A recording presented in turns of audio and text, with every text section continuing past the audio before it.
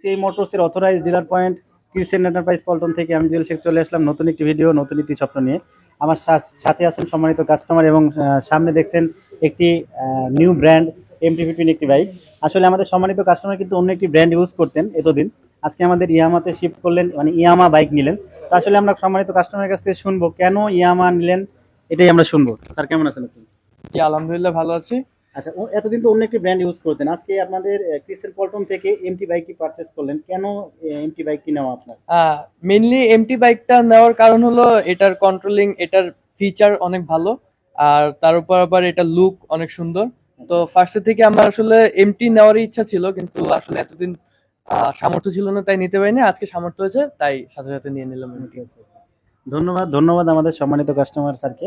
তো আমরা আমাদের সম্মানিত কাস্টমার স্যারের জন্য দোয়া করব, তার বাইকটির সাথে পথ চলা হোক নিরাপদ।